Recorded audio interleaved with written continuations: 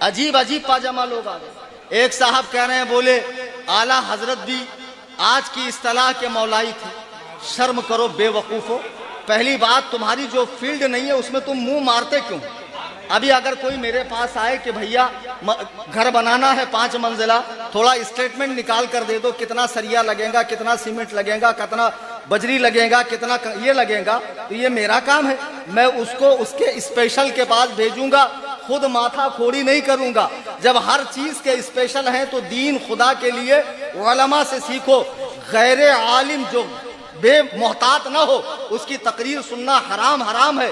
اعلیٰ حضرت ہرگز مولائی نہیں تھے. یہ لفظ مولائی اصطلاح اس دور جدید کی ہے. پھر کل کو کوئی کہیں گا اعلیٰ حضرت اہل حدیث تھے، اور اس معنی میں اہل حدیث تھے جس معنی میں آج کے لوگ یعنی حدیث والا. یقیناً اعلیٰ حضرت اہل حدیث بھی تھے، اہل قرآن بھی تھے، اہل فقہ بھی تھے، اہل قرآن بھی تھے، وہ سب تھے، لیکن اسے جماعت کا نام نہیں دیا گیا ہے. وہ علمی طبقات ہیں فقہائے کرام کے. ورنہ ہم دیکھ رہے ہیں گوونڈی میں اسٹوڈنٹ کالج کا جس کو اردو بھی اگر دے دی جائے تو پسینے چھوٹتے ہیں. کیا لکھا ہوا ہے؟ ماشاءاللہ وہ اسلام 360 سے حدیث و قرآن سمجھ کر دین میں تحقیق کر رہا ہے. یہ نو مولود فرقہ جو اپنے آپ کو اہل حدیث کہتا ہے، لوگوں کو کہتے ہیں آپ 4 فقہ میں کیوں بڑھ گئے، آپ نے 4 جماعتیں کیوں بنائی، حنفی، شافعی، مالکی، حنبلی. آؤ ایک اللہ کی رسی کو پکڑو. مزے کی بات بتاؤں، 3 دسمبر 1889 کو 136 سال پہلے انگریزی دور اقتدار میں ان کو ملکہ وکٹوریہ نے بھیک میں اہل حدیث نام بطور تحفہ بطور بھیک دیا ہے. یعنی 136 سال پہلے بنے اور مسلمانوں سے کہہ رہے ہیں کہ یہ 4 مسلکوں کو چھوڑ کر ایک رسی پکڑو، اہل حدیث بنو. اہل حدیث کوئی فرقہ نہیں ہے، لیکن میں دیکھ رہا ہوں اس جماعت میں جتنے لوگ ہیں اتنے فرقے ہیں. ایک دوسرے سے تحقیق میچ نہیں ہوتی. باپ کی تحقیق الگ، بیٹے کی تحقیق الگ. باپ بول رہا وطر 3 ہے، بیٹا بول رہا 1 ہے، پوتا بول رہا وطر ہے نہیں. جب خود سے حدیث قرآن پڑھو گے، ابے گھامڑوں حدیث پڑھنے کے لیے میں نے 18 سال مدرسے میں لگائے. کتنے؟ 18 ایئرز. حافظ، قاری، عالم، فاضل، مفتی، بطور تحدیث نعمت پہ بتا رہا ہوں. الحمدللہ اس کے بعد بھی میں کچھ ایسے مسئلے آتے ہیں ڈیفیکلٹ، رجوع کرتا ہوں محمود العلماء سے، محدث کبیر سے، یا اپنے کسی سینئر ساتھی سے، یا کتاب دیکھتا ہوں. اتنا محتاط معاملہ ہے دین کا، جس کو ذرا سا بیان کیا سن لیا، موبائل لے کے خود ہی گچر کر کے محقق بن رہا ہے. ماشاءاللہ. اور تحقیق بھی کیا نرالی.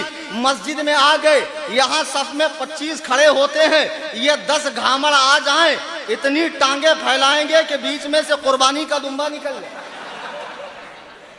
یہ کیا پھانسی دے کے مار دو. اگر حوالدار بلائے بیٹا ادھر آ، تو ایسے ہی پٹیلی میں تو آستین بستین چڑھا کے ایسے جانا، پھر دیکھ تیرے گوشت والے حصے کی حالت کیا ہوتی.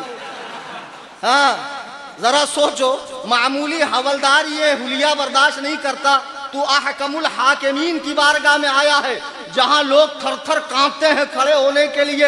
اماں عائشہ فرماتی ہیں کہ آپ کے پائے اقدس میں ورم آ جاتا، سوج جاتے. میں عرض کرتی یا رسول اللہ اپنی حالت پر رحم کریں. حضور ارشاد فرماتے کیا میں اپنے رب کا فرما بردار بندہ نہ بنوں؟ غور کریں، سردار انبیاء تو نماز سے غافل نہیں ہے. نماز پنجگانہ کے علاوہ پوری رات نوافل پڑھ کے رب کو راضی کر رہے ہیں. آج کے پیروں کو کس نے لولی پاپ دے دیا کہ جو خود تو اپنے آپ کو جنتی سمجھے ہوئے ہیں، مریدوں میں بھی پھوکٹ کی ٹکٹ بانٹ رہے ہیں جنت کی. اور مرید بھی مست ہے کہ قیامت کے میدان میں پیر صاحب کہیں سے آئیں گے، لٹھ والی سرکار، بال والی سرکار، جھاڑو والی سرکار، اڑیا پیر، گڑیا پیر، لٹیا پیر، چٹیا پیر، کڑے وڑے پہنے، بڑی تسبیح کی مالا ڈالے ہوئے. آؤ میرے مریدو، جنت تمہارا انتظار کر رہی ہے.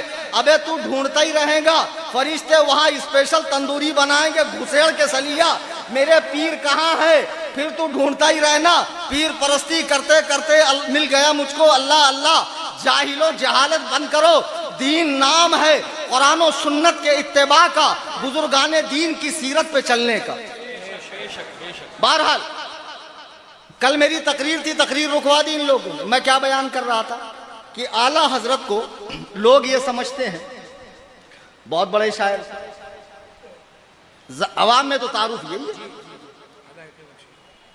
اب بہت بڑے فقیہ تھے، فتویٰ دیتے تھے، کچھ مسئلے مسائل بتاتے تھے، اور جو علماء سے قریب ہیں وہ جانتے ہیں اعلیٰ حضرت کیا ہے۔ امام احمد رضا خان نے اپنے دور میں جتنے فرقے اٹھے، اور خدا کی قسم اعلیٰ حضرت کے دور میں تو ہر کنکر کے نیچے ایک فتنہ اٹھ رہا تھا، نیچریت کا اٹھ رہا تھا، الہاد کا اٹھ رہا تھا، اور دیوبندیت کا اٹھ رہا تھا، اہل حدیث کا اٹھ رہا تھا۔ پنجاب میں ایک صاحب نے نبوت کا دعویٰ کیا۔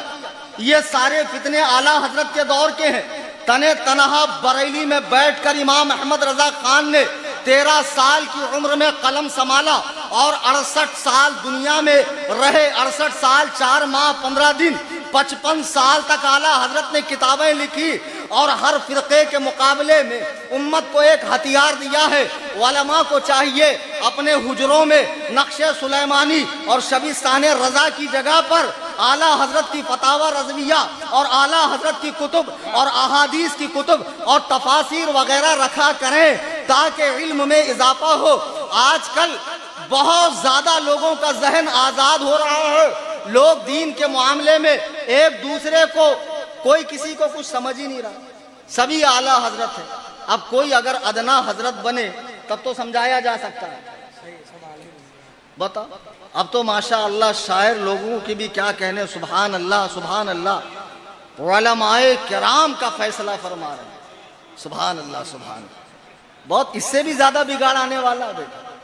ابھی کیا بولتے ہیں اپن لوگ، 100 سال پہلے صحیح تھا بھائی، 50 سال پہلے صحیح تھا بھائی، ایک نمبر ماحول تھا پہلے، ابھی صحیح نہیں ہے۔ اللہ کے نبی فرماتے ہیں ایسا وقت آئے گا میری امت پر کہ لوگ قبروں کے پاس جا کر تمنا کریں گے، قبروں کے پاس جا کر تمنا کریں گے، اے کاش اس قبر میں بجائے اس مردے کے میں ہوتا۔ بیٹھ جائیے نا بھائی، کیوں چلم چلی کر رہے، لوگوں کو ڈسٹرب کر رہے، یہ لوگ آپ کو دیکھ رہے ہیں، یہ اصل میں بہت بری طرح پھنس گئے، ان کو جانے نہیں آ رہا، اب ان کے پاس کوئی آپشن ہی نہیں ہے میری تقریر سننے کے علاوہ۔ اور سب پہ میری نگاہ ہے، کون کیا کر رہا۔ ایک صاحب تو اسی بیچ میں 2 نیند مار لی۔ اب کل کوئی بولے بہت بڑا فتین مولانا تھا، فتنہ جگا کے چلا گیا، بولنا فتین کی تقریر میں کوئی سوتا ہے کیا؟ پرسکون تقریر تھی تبھی تو بیچارہ سکون سے سو لیا۔ دیکھو ہائی گھائی مت کرو، مجھے بھی مختصر ہی بولنا، مجھے بھی لمبی چوڑی تقریر نہیں کرنا۔ سید صاحب کو سننا تھا، دل خوش ہوا، لیکن دل سیر نہیں ہوا، خوش ہوا سیر نہیں ہوا۔ میری تقریر کے بعد بھی ہے نا بھائی، یہ کیا بات ہے، یہ کوئی بات ہے؟ بس بس تم لوگ بھی اوور کر دیتے۔ بہرحال اعلیٰ حضرت امام احمد رضا کا دور ہے، کتنے فتنے پھیل رہے ہیں۔ یہ تفضیلیت کا فتنہ بھی اس دور میں اٹھا، صحابہ کرام کی عظمتوں پہ حملہ کرنے والے۔ اعلیٰ حضرت نے ان تمام فرقوں کا رد کرنے کے ساتھ ساتھ سنی معاشرے میں جو بدعات جنم لے رہی تھی، اعلیٰ حضرت نے اس کا جم کر رد کیا۔ یہاں ایک بات ذہن دینا چاہوں گا، آج جس جگہ ہم لوگ بیٹھے نا، یہ سب اوریجنل والے حشمتی ہیں۔ کون سے؟ ان سے تھوڑی اختلاف ہے، اختلاف تو ڈپلیکیٹ لوگوں سے ہے نا، ڈپلیکیٹ سے اختلاف ہے، اوریجنل سے نہیں ہے۔ جیسے حدیث قرآن کا نام لے کر وہابی چکما دیتے ہیں، فتاوی رضویہ دکھا کر پیر صاحب گھر کا مال پارسل کر رہے ہیں، تو چلنے تھوڑی دیں گا، کلیم حنفی چلنے دیں گا، گٹیا دبا کے وہیں پٹک دوں گا۔ شرافت سے رہو پیر صاحب، ہاں فلک کو پڑا کبھی دل جلوں سے کام نہیں، جلا کے خاک نہ کر دوں تو کلیم نام نہیں۔ تاج الشریعہ تاج الشریعہ، یہ ہم لوگوں کا چلتے رہتا ہے، من تورا حاجی بگویم تو مرا حاجی بگو، تو مجھے حاجی بول میں تجھے حاجی بولتا، کیونکہ اپنے دونوں کو کوئی حاجی بولتا نہیں ہے۔ اعلیٰ حضرت کے دور میں اعلیٰ حضرت ہر فرقے کا رد کر رہے ہیں۔ آج جو یہ سمجھتے ہیں، کچھ انٹرنیٹ پر مرزا پلمبر کو سننے والے، جاوید غامدی کو یا مودودی کو پڑھنے والے، یہ جو इन लोगों को पढ़ने वाले ये समझते इमाम अहमद रजा ने बिदात को फरोग दिया।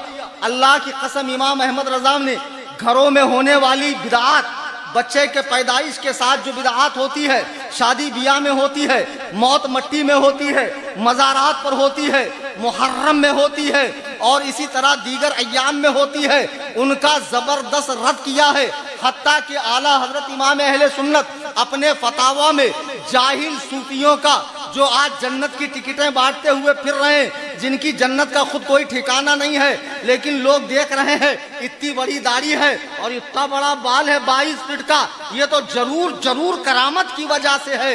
अगर आपको ऐसे ही बाल करामत लगते हैं तो आप कुंभ के मेले में चले जाते, तो जो जठाधारी सरकारें आपको मिलती तो वहां कितने बड़े बड़े ताजदारे मलंगा मिल जाते। मैं तो कहता हूं असल में पीर साहब गलती से आदिवासी तेल के ड्रम में गिर गए थे, इसीलिए पीर साहब जुल्फे दराज हो गए। अच्छा ये मत समझना मुझे बोलना नहीं आता, कारी भी हूं और बड़े ख़ास से हूं, लेकिन कभी कभी उनकी जुबान बोलता हूं। तो बहरहाल जाहिल सूफियों का भी आला हजरत ने ताक़ुब किया है। आला हजरत अपने फतावे में लिखते हैं कि हजरत जुनैद बगदादी कौन है? हजरत गौस पाक के दादा पीर हैं। उनके पीर ने उनके लिए दुआ की कि अल्लाह तुझे कान खोल कर सुन लो, पीरी मुरीदी को फर्जो वाजिब समझने वालों, मज़ारात पे पैसे लुटाने वालों, आरास के नाम पर मोहल्ले की नींदें खराब करने वालों, जगह जगह कब्रें बनाने वालों, चिल्ला बनाने वालों, बिदअतियों, जहां कब्र न मिली, मेरे ख्वाब में फलाने साहिब आए थे, यहाँ बहुत बड़े बुजुर्ग आराम फरमा है, एक ठो कब्र वहां बना दी, और कब्रों की जरूरत पड़ी थी तो गाजी अहले सुन्नत यहाँ बैठ कर गए थे, उनके याद में यहाँ एक कब्र होनी चाहिए, यहाँ पर रफ़े हाजत फरमाया था, यहाँ भी कुछ न कुछ निशानी होनी चाहिए। अरे कमबख्तो, तुम क्या पूरे मुल्क को कब्रों से भर दोगे? आज जो पीर मर रहे हैं, उठा कर डालो कब्रिस्तान में, ताकि इनका फैज़ बेचारे गुनहगारों को मिले। क्यों अलग से सबकी मज़ारें बना रहे हो? हाँ, जो मज़ार बनाए जाने के लायक है उनकी जरूर बननी चाहिए, लेकिन ये शरीयत पर भौंकने वाले, सहाबा की अजमतों पे हमला करने वाले, शरीयत और तरीक़त को अलग बताने वाले, क्या जुनैद बगदादी से बड़े पीर हैं? सुनो, जुनैद बगदादी गौसे आजम के दादा पीर हैं। फरमाते मुझे मेरे पीर ने दुआ दी। क्या दुआ दी? अल्लाह तुझे पहले हदीस और फिक़्ह का आलिम बनाए, उसके बाद सूफी बनाए। सुभान अल्लाह, सुभान। इमाम गजाली इसकी शरह करते हैं कि मुराद ये कि वो शख्स सूफी हो ही नहीं सकता जिसको हदीस और फिक़्ह का इल्म ना हो, वो तो मस्खरा है, वो तो जाहिल है, उसकी नैया तो डूबी है, हम तो डूबे हैं सनम, तुमको भी ले डूबेंगे। ऐसे जाहिलों को तुमने समझा है नैया पार करने वाले। और ये पीर साहब माशा अल्लाह जब तशरीफ लाते हैं तो जितने बेचन है, जितने चाची है, जितने बच्चू है, जितने बाटला है, जितने फायर है, समझ गए ना? खिलाफत पे खिलाफत, बताशे बांट रहे हैं। अरे खिलाफत बांट रहे हैं कि बताशे बांट रहे हैं? अब माशा अल्लाह पीर साहब खूब सारा माल मटेरियल बटोर कर, उम्रो अय्यार की जंबीलें भरती नहीं ना, ठूसते जाते, और ये हौला, ये दीवाना रिक्शा लोन पे उठा रहा, बैंक वाले ढूंढ रहे कहाँ है, भरा नहीं इन्हें, और ये लिखा रहा पीर साहब का करम। अम्मा बता, अपने स्कूटी पे लगा रहा वो दो मुंह की ईरानी खंजर जुल्फ़िकार हैदरी।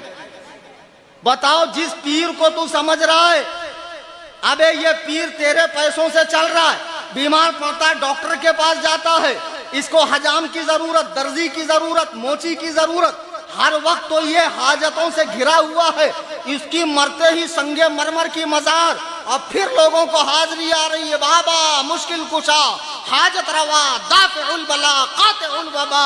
खुदा की कसम, ये जितने सहाबा पर भौंकने वाले हाल फिलहाल में मरे, आइंदा मरेंगे, इनकी कब्रें खोलो, अगर हड्डी भी सलामत रही तो कलीम हनफी का नाम बदल देना।